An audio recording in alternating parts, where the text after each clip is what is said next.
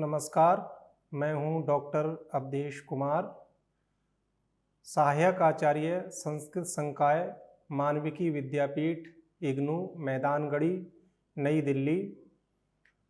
संस्कृत साहित्य का आलोचनात्मक विश्लेषण BSKC 102 इस पाठ्यक्रम के अंतर्गत आज का विषय पाणिनि व्याकरण का परिचय। हमने इससे पूर्व संस्कृत व्याकरण शास्त्र का इतिहास के अंतर्गत संस्कृत व्याकरण शास्त्र के ऐतिहासिक परंपरा को देखा था। वो परंपरा कहाँ से प्रारंभ हुई है, इसका हमने भली भांति पिछली कक्षाओं में अध्ययन कर लिया था। उसके पश्चात हमने ब्रह्मा से लेकर पाणिनि पर्यंत जितने वैयाकरण हुए हैं उनका विस्तार से आप लोगों के समक्ष वर्णन किया था। उसमें हमने देखा था कि ब्रह्मा से लेकर पाणिनि तक जो पाणिनि आचार्य ने जिन वैयाकरणों का उल्लेख अपनी अष्टाध्यायी में किया है, ऐसे 10 वैयाकरणों के विषय में हमने विस्तार पूर्वक पढ़ा था। और हमने ये भी देखा था कि अष्टाध्यायी के किन किन सूत्रों में उन वैयाकरणों का पाणिनि ने निर्देश किया है, जिसके आधार पर उन वैयाकरणों का हमें पता चलता है। तो ये हम भली भांति इसको देख चुके हैं। उससे पाणिनि से पूर्ववर्ती 16 वैयाकरणों के नाम पूर्वक हमने उल्लेख किया था आप लोगों के समक्ष, वो भी आप भली भांति देख चुके हैं। तो जो परंपरा हमारी ब्रह्मा से प्रारंभ हुई थी और पाणिनि पर्यंत आई थी, तो इस परंपरा के इस समय वर्तमान में पाणिनि ही सबसे बड़े वैयाकरण हैं। जो आज का विषय है पाणिनि के व्याकरण का परिचय, आज हम उनके व्याकरण का परिचय भी प्राप्त करेंगे। तो ऐसे महान वैयाकरण पाणिनि हैं जो हम पिछली कक्षाओं में उनके वंश के विषय में, उनके ग्रंथों के कुछ संक्षिप्त रूप में हमने जाना था उनके विषय में। तो इस समय भारतवर्ष में संपूर्ण विश्वविद्यालयों को लें तो कहीं न कहीं पाणिनि का व्याकरण ही पढ़ाया जाता है। वह चाहे अष्टाध्यायी क्रम में हो, चाहे प्रक्रिया क्रम में हो, अष्टाध्यायी को आधार बना करके ही हमारे समक्ष वह आज प्राप्त होता है। तो हमने ये देखा था कि पाणिनि का जो शब्दानुशासन है, जिसको व्याकरण कहते हैं, वह 5 भागों में विभक्त है। अष्टाध्यायी नंबर 1, नंबर 2 धातुपाठ, नंबर 3 उणादि कोश, नंबर 4 लिंगानुशासनम और नंबर 5 गणपाठ। ये 5 पाठ पाणिनि द्वारा विरचित हैं। संस्कृत भाषा को सीखने के लिए, उसको व्यवस्थित रूप में सुरक्षित रखने के लिए पाणिनि ने अपने व्याकरण का निर्माण किया था। तो हमें ये बात विशेष रूप से यहाँ पर जान लेनी है कि पाणिनि का जो शब्दानुशासन है वो कितने भागों में विभक्त है। तो अष्टाध्यायी को सभी जानते ही हैं कि पाणिनि ने अष्टाध्यायी का निर्माण किया था। उसके पश्चात पाणिनि ने धातुपाठ का निर्माण किया था, उणादि कोश का निर्माण किया था, लिंगानुशासनम का निर्माण किया था, गणपाठ का निर्माण किया था। अंतिम के जो 4 हैं अष्टाध्यायी को छोड़ करके, धातुपाठ, उणादि कोश, लिंगानुशासनम और गणपाठ, ये खिल पाठ के नाम से संस्कृत जगत में जाने जाते हैं। तो खिल शब्द इनके साथ में जुड़ा हुआ है, ये खिल पाठ है। मूल व्याकरण जो है अष्टाध्यायी है। एक यहाँ पर आपके लिए विशेष जो स्मरणीय है और ध्यातव्य है वह बात भी बता देना चाहता हूँ। जैसा कि हमने ये जाना था कि प्रारंभ में लौकिक वैदिक संस्कृत भाषा एक ही थी। हाँ, उसके पश्चात मनुष्यों की, जैसे मनुष्यों का आयु ह्रास हुआ, बुद्धि का ह्रास हुआ, आयु के साथ साथ बुद्धि का भी ह्रास हुआ, तो ये अष्टाध्यायी धातु पाठ, उणादि कोश, लिंगानुशासनम, गणपाठ इस रूप में हमारे लिए आज मिलता है। किंतु यह कभी एक ही था, ऐसा वैयाकरणों का मत है। इस बात को हमें जान लेना चाहिए। अष्टाध्यायी धातु पाठ अष्टाध्यायी का पूरक है, उणादि कोश भी अष्टाध्यायी का पूरक है, लिंगानुशासनम भी अष्टाध्यायी का पूरक है, गणपाठ भी अष्टाध्यायी का पूरक है। इस प्रकार से ये यद्यपि किसी काल में एक ही थे, किंतु बुद्धि का ह्रास होने के कारण ये अलग अलग आज हमें इस रूप में प्राप्त होते हैं, ऐसा विद्वानों का मानना है। अब हम अष्टाध्यायी के ऊपर विस्तार से चर्चा करते हैं कि अष्टाध्यायी में है क्या, जो कि पाणिनि को जिससे इतनी प्रसिद्धि प्राप्त हुई है। अष्टाध्यायी जैसा कि इसका नाम ही है, उससे ही इसका अर्थ भी स्पष्ट हो जाता है। अष्टाध्यायी का मतलब यह है अष्टानाम अध्यायानाम समाहारः अष्टाध्यायी, 8 अध्यायों का समाहार है, जिसमें वह ग्रंथ क्या कहलाता है, अष्टाध्यायी कहलाता है। तो हिंदी भाषा में यदि हम इस शब्द को देखते हैं तो इसके नाम से हमें ये सुतराम स्पष्ट हो जाता है कि अष्टाध्यायी का मतलब यही है कि जिसमें 8 अध्याय है, वह अष्टाध्यायी है। तो हमें ये स्पष्ट हो गया कि अष्टाध्यायी के अंदर 8 अध्याय हैं, और 8 अध्याय में 8 अध्यायों में मतलब 8 अध्याय के प्रत्येक अध्याय में 4 पाद हैं। 4 पाद का मतलब ये होता है भाग।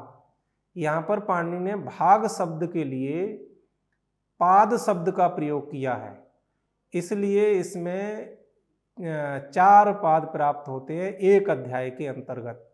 इस प्रकार एक अध्याय में 4 पाद हुए, तो 8 अध्याय में कुल मिलाकर के कितने पाद होंगे, 32 पाद होंगे। तो ये अष्टाध्यायी जो है 32 पादों में विभक्त है। 8 अध्याय, फिर उसके बाद अध्यायों के अंतर्गत पाद, और पाद के अंतर्गत सूत्र पड़े हुए हैं। पाणिनि ने सूत्र पड़े हुए हैं, जिसका सूत्र क्या होता है इसका वर्णन हम आगे देखेंगे। सबसे पहले अष्टाध्यायी के अंदर हमें 14 प्रत्याहार सूत्र प्राप्त होते हैं, जिनको माहेश्वर सूत्र भी कहा जाता है। लघु सिद्धांत आदि कौमुदी में माहेश्वर सूत्र कहा गया है, प्रत्याहार सूत्र भी इनको कहा जाता है। तो जो 14 प्रत्याहार हैं वो अष्टाध्यायी के प्रारंभ में ही लिखे हुए हैं। जो अष्टाध्यायी आज जहाँ जहाँ से हमारे लिए प्राप्त होती है, उसके प्रारंभ में हम इन सूत्रों को देख सकते हैं। कुछ विद्वानों का, कुछ संस्कृत साहित्य के लोगों का ये मानना है कि ये प्रत्याहार सूत्र पाणिनि ने नहीं लिखे थे, लेकिन विविध इस समय पर प्रमाण प्राप्त होते हैं। जो व्याकरण शास्त्र के इतिहास के लेखक विद्वान हैं, पंडित युधिष्ठिर, मीमांसक आदि, उन्होंने इस बात को माना है कि जो पाणिनि के जो 14 प्रत्याहार हैं वो पाणिनि के ही हैं, किसी अन्य के नहीं हैं। तो 14 प्रत्याहार सूत्र इसमें हैं, जो हमारे लिए लगभग याद होते ही हैं या याद करने ही चाहिए। उन प्रत्याहार सूत्रों को मैं आपके समक्ष सुना देता हूँ। केवल श्रवण मात्र कर लीजिए उनका। आई ऊंड, रिल रिक, ए ओंग, आई औच, हय वरट, लण, ञ मा ङ ण नम, झ भ य, घ ढ ध श, ज व ग ड द श, ख फ छ ठ त च ट तब, क प य, श श सर हल। ये 14 सूत्र हैं। इन 14 सूत्रों से प्रत्याहारों का निर्माण होता है और ये संपूर्ण अष्टाध्यायी के सूत्रों में हमारे लिए प्राप्त होते हैं। जैसे सबसे पहले जब लघु सिद्धांत कौमुदी आदि ग्रंथों को पढ़ते हैं तो वहाँ पर हमारे लिए हलंत्यम सूत्र मिलता है। हल अंत्यम, तो इसमें हल जो है हा से लेकर ला तक जो प्रत्याहार बनते हैं उनको बताता है। ऐसे ही यदि पाणिनि अष्टाध्यायी को देखा जाए तो उसके प्रथम अध्याय का पहला सूत्र वृद्धिरादैच है। ये भी हमें याद कर लेना चाहिए कि पाणिनि की अष्टाध्यायी का पहला सूत्र कौन सा है, यदि कोई पूछता है तो पाणिनि की अष्टाध्यायी का पहला सूत्र वृद्धिरादैच है। अब इसमें देखोगे ऐच पड़ा हुआ है। ऐच का मतलब जो प्रत्याहार सूत्र हैं उन्हीं सूत्रों से बनने वाला ये प्रत्याहार है। इसलिए इससे ये सिद्ध होता है कि पाणिनि के सूत्रों में पाणिनि के जो प्रत्याहार सूत्र हैं उनसे बनने वाले प्रत्याहार हैं उनका वर्णन इन सूत्रों में वृद्धिरादैच आदि सूत्रों में मिलता है। इससे ये सुतराम सिद्ध हो जाता है कि जो प्रत्याहार सूत्र हैं वो पाणिनि आचार्य के द्वारा ही लिखित हैं। तो हमने ये देखा कि अष्टाध्यायी के 14 प्रत्याहार सूत्रों को, उसके पश्चात अष्टाध्यायी के प्रथम अध्याय के प्रथम पाद का जो सूत्र है वृद्धिरादैच, उसको हमने जान लिया। अब इस प्रकार से हम देखेंगे कि 8 अध्यायों में कुल कितने सूत्र हैं। 8 अध्यायों में लगभग 4000 सूत्र हैं। 4000 सूत्रों का हमें वर्णन प्राप्त होता है। अष्टाध्यायी की जो विशेषता है वह यह है कि इसमें विप्रतिषेधे परम कार्यम असिद्धवदत्राभात पूर्वतरा सिद्धम, ये इसकी वैज्ञानिकता को बताते हैं। ये सूत्र, एक एक सूत्र को पाणिनि ने बहुत ही सूझबूझ के साथ अनुक्रम से लगाया हुआ है। आनुपूर्वी जो अष्टाध्यायी में पड़ी है उसको बहुत ही सूझबूझ के साथ लगाया है। ये इस अष्टाध्यायी को पढ़ने के बाद जो विदेशी विद्वान हैं वो वास्तविकता में बहुत हतप्रभ हैं कि ऐसा कैसे हो सकता है, इतना बुद्धिमान आचार्य कैसे हो सकता है कि उसकी अष्टाध्यायी का एक एक सूत्र बहुत ही व्यवस्थित तरीके से रखा गया है, उसमें कहीं भी एक अक्षर भी गलत कोई सिद्ध नहीं कर पाया है।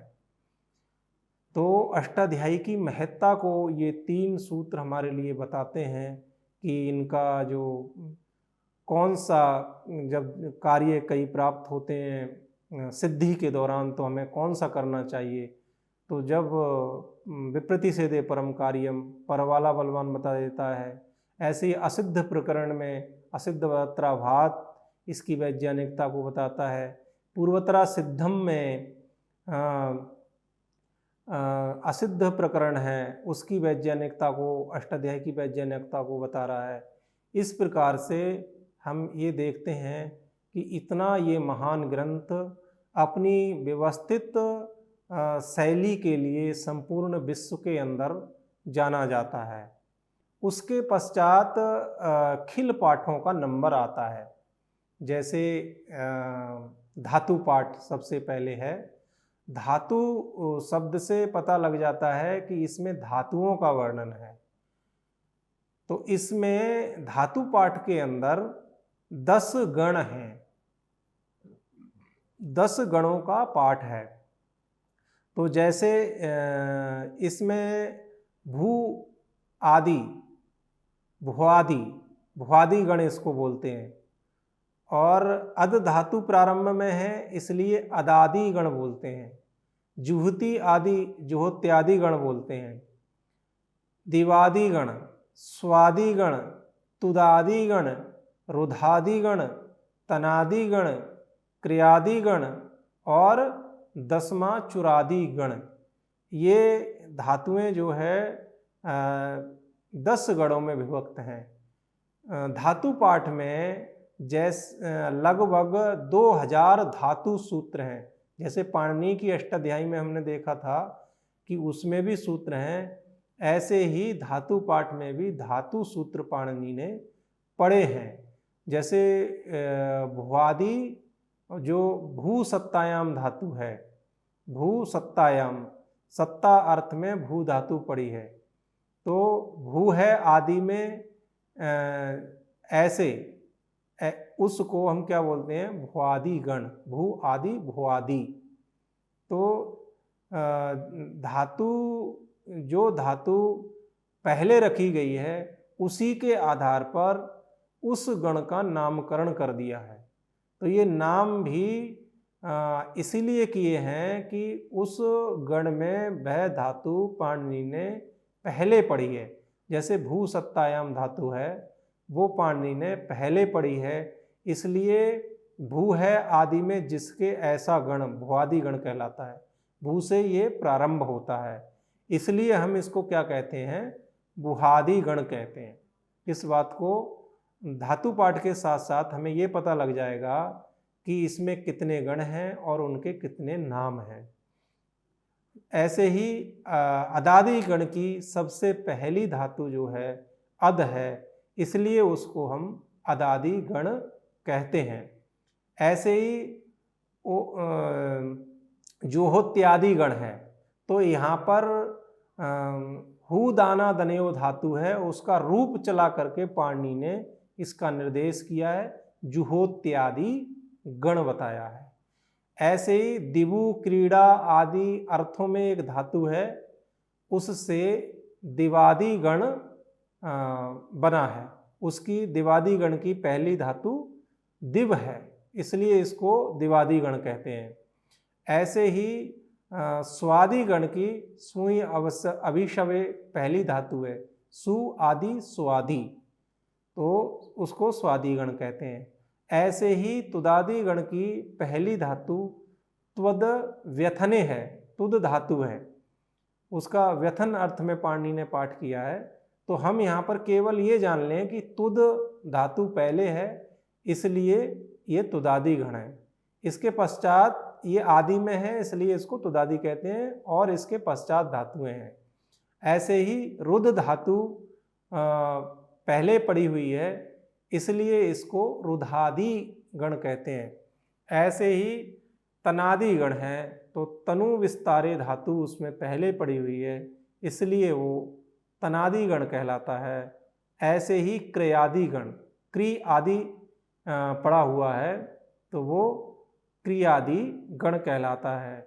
ऐसे ही चुर स्तेय, चुर प्रारंभ में पड़ी होने के कारण इसको चुरादि गण कहते हैं।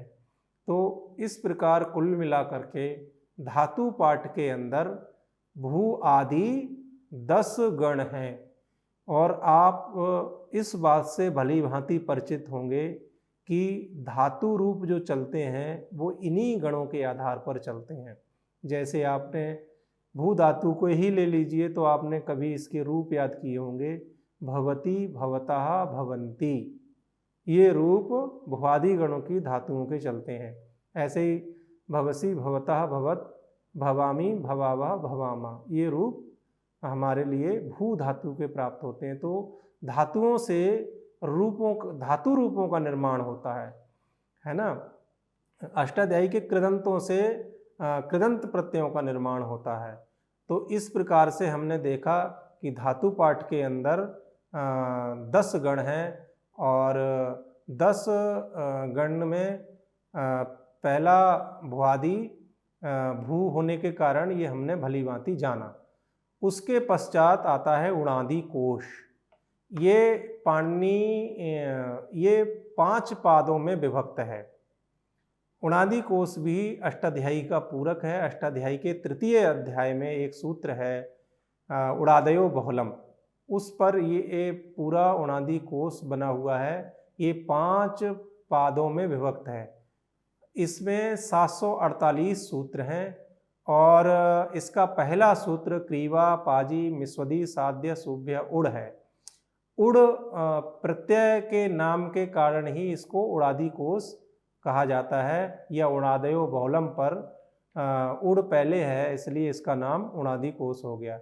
ऐसे ही लिंगानुशासनम, ये भी पाणिनि का एक ग्रंथ है। लिंग अर्थात पुल्लिंग, स्त्रीलिंग, नपुंसक लिंग जो हमें लोक में सुनाई देते हैं वही लिंग है। संस्कृत भाषा में प्रयुक्त शब्दों के लिंगों को ये बताता है। ये 6 अधिकारों में विभक्त है। ये ध्यान रखना है कि इसमें अध्याय नहीं है, 6 अधिकार हैं और लगभग 189 सूत्र हैं। स्त्रीलिंगाधिकार, पुल्लिंगाधिकार, नपुंसक लिंगाधिकार, स्त्रीलिंग पुल्लिंगाधिकार, पुल्लिंग नपुंसक लिंगाधिकार, अवशिष्ट लिंगाधिकार, इस प्रकार से इसके 6 अधिकार हैं। और पाणिनि का एक गणपाठ, पाणिनीय गणपाठ में लगभग 262 गण हैं। गण का अर्थ समूह है। पाणिनि को जब बहुत से शब्दों को एक ही कार्य विधान करना हो तो उनमें से प्रथम शब्द को लेकर उसमें आदि जोड़कर गण का निर्माण करते हैं। जैसे सर्वादि गण में सबसे पहले सर्व, विश्व, उभ, उभय, डतर, डतम, अन्य, अन्यतर आदि ये शब्द मिलते हैं। इसमें पहले सर्व शब्द है और इसका प्रयोग पाणिनि ने अपने अष्टाध्यायी में किया है सर्वादीनी सर्वनामानी पर, और वहाँ पर ये हम देख सकते हैं इन गण पाठ को। तो इस प्रकार गण पाठ भी एक महत्वपूर्ण पाणिनि की रचना है। और अष्टाध्यायी के अंदर जैसे हम पहले आपको बता के आ रहे थे कि इसमें सूत्र हैं, तो सूत्र किसको कहते हैं? सूत्र से अच प्रत्यय करने पर सूत्र शब्द बनता है ना। जो जैसे सूत्र आपने सुना होगा, धागा जिसको कहते हैं, वो अनेक तंतुओं को अपने अंदर समेट कर रखता है, वैसे ही ये सूत्र अपने अंदर अनेक विस्तृत अर्थों को समेटे हुए रहते हैं, जिसकी परिभाषा भामती वेदांत के एक एक में दी हुई है। लघूनी सूचितार्थानी स्वल्पाक्षर पदानी च सर्वता सारभूतानि सूत्राण्याहुर मनीषिणः, ये परिभाषा दी हुई है। इसका भी वही अर्थ है कि अपने अंदर विस्तृत अर्थों को समेटे रहने वाला ही सूत्र कहलाता है। अब इस पर आते हैं अष्टाध्यायी पर वृत्ति लिखने वाले जो थे वो कौन कौन थे। तो सबसे पहले सोपज्य वृत्ति की चर्चा मिलती है। ये पाणिनि ने स्वयं लिखी होगी ऐसा इतिहासकार मानते हैं। वर्तमान में काशिका नाम की वृत्ति बहुत ही प्रसिद्धि को प्राप्त है, जिसके 2 लेखक हैं, वामन और जयादित्य। अष्टाध्यायी भाष्य, इसके लेखक स्वामी दयानंद सरस्वती हैं, जो अजमेर से प्रकाशित हुई। और अष्टाध्यायी भाष्य प्रथमा वृत्ति एक ब्रह्मदत्त जिज्ञासु इसके लेखक हैं और ये प्रकाशित हुई है रामलाल कपूर ट्रस्ट रेवली से। इस प्रकार से संपूर्ण अष्टाध्यायी को आधार बना करके यद्यपि बहुत सारे ग्रंथ हमारे लिए प्राप्त होते हैं, लेकिन ये 3 ग्रंथ आज पढ़ने पढ़ाने की शैली में हमें प्राप्त होते हैं। इसके पश्चात धातु पाठ है। धातु पाठ को आज भी परंपरा में पढ़ाया जाता है, तो उसमें माधवीय धातु वृत्ति जो आचार्य सायण ने लिखी है, और इन्हीं धातु सूत्रों के ऊपर धातु सूत्रों की जो व्याख्या की है क्षीर स्वामी ने, वो क्षीर तरंगिणी कहलाता है। और धातु सूत्रों की जो व्याख्या है धातु प्रदीप, जिसके लेखक मैत्रेय रक्षित हैं, ये हमारे लिए संपूर्ण धातुओं पर ये तीनों ग्रंथ प्राप्त होते हैं, और जो बहुत ही उच्च कोटि के ग्रंथ हैं, जिसमें आज भी अष्टाध्यायी आदि ग्रंथों को आधार बनाकर माधवीय धातु वृत्ति का बहुत ही प्रमाण ग्रंथ होने के कारण अध्ययन अध्यापन चलता है। इसके पश्चात अष्टाध्यायी को ही संपूरित करने वाले वार्तिक हैं। जैसे इनके वार्तिक के लेखक जो हैं कात्यायन हैं। कात्यायन, बररुचि, वाक्यकार, वार्तिककार, ये इनके ये ग्रंथकारों के इन्हीं के नाम हैं। जैसे कात्यायन को ही बररुचि कहते हैं, कात्यायन को ही वाक्यकार भी कहते हैं, वार्तिककार भी कहते हैं। एक ही व्यक्ति के ये सारे नाम हैं और ये पाणिनि की अष्टाध्यायी को एक संपूर्णता प्रदान करते हैं। तो उक्तानुक्त दुरुक्तानाम चिंता यत्र प्रवर्तते तम ग्रंथम वार्तिकम प्राहुर वार्तिकज्ञा मनीषिणा। जहाँ पर कहीं पर उक्त में चिंता प्रतीत हो रही हो, अनुक्त में चिंता प्रतीत हो रही हो, कहीं पर कोई बात दुरुक्त लग रही हो, उसका समाधान वार्तिकों में मिलता है। ऐसे ग्रंथ को वार्तिक कहा जाता है। ये वार्तिक की परिभाषा है। इस वार्तिकों के लेखक कात्यायन हैं, ये हमें जान लेना है। उसके पश्चात भाष्य ग्रंथ आता है जो पतंजलि आचार्य का लिखा हुआ है, जिसको महाभाष्य कहते हैं। आज महाभाष्य ग्रंथ नाम से जाना जाता है, जिसके लेखक पतंजलि हैं, जो अष्टाध्यायी और वार्तिकों को संपूर्णता प्रदान करता है। इसका भाष्य का लक्षण है सूत्रार्थो वर्ण्यते यत्र पदैहि सूत्रानुसार भी स्वपदानि च वर्ण्यन्ते भाष्यम भाष्य विदो विदुः। ये हमारे लिए इसका लक्षण प्राप्त होता है। इस लक्षण का अर्थ है जिस ग्रंथ में सूत्र में आए हुए पदों से सूत्रार्थ का वर्णन किया जाता है तथा ग्रंथकार अपने द्वारा पद प्रस्तुत कर कर उनका भी वर्णन करता है, उस ग्रंथ को भाष्य के जो जानकार लोग हैं वो भाष्य कहते हैं। इस प्रकार से